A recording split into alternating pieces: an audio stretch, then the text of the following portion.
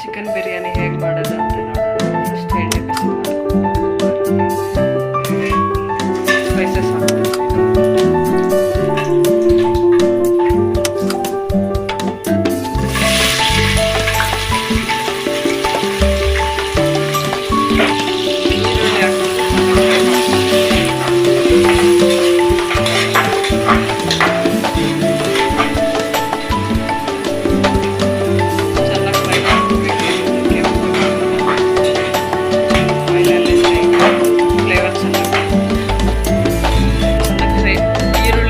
Fry ಆದಮೇಲೆ tomato ಹಾಕ್ಬೇಕು.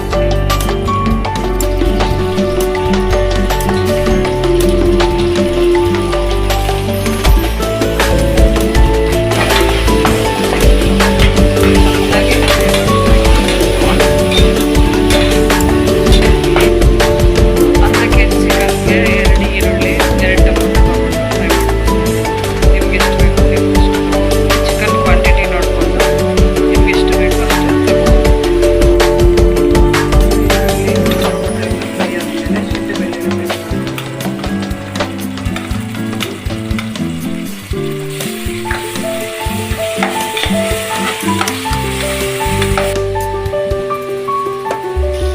ಶುಂಠಿ ಬೆಳ್ಳುಳ್ಳಿ ಪೇಸ್ಟ್ ಹಾಕಿದ್ಮೇಲೆ ತಳ ಹಿಡಿದಂಗೆ ಮಿಕ್ಸ್ ಮಾಡ್ತಾ ಇರಬೇಕು. ಇಲ್ಲಾಂದರೆ ಒಂಚೂರು ಯಾವಾಗಲೂ ಸಾಕು ತಳ ಇಟ್ಕೊಂಡ್ಬಿಡುತ್ತೆ. ಮತ್ತು ಚಿಲ್ಲಿನೂ ಕೊತ್ತಂಬರಿ ಪೇಸ್ಟ್ ಮಾಡಿಕೊಂಡು ಹಾಕ್ತಾ ಇದ್ದೀನಿ. ಖಾರಕ್ಕೆ ಎಷ್ಟು ಬೇಕು ಅಷ್ಟು ಚಿಲ್ಲಿ ನಮ್ಮ ಮನೇಲಿ ಖಾರ ಜಾಸ್ತಿ ಇದೆ, ಅದಕ್ಕೆ ಸ್ವಲ್ಪ ಕ್ವಾಂಟಿಟಿ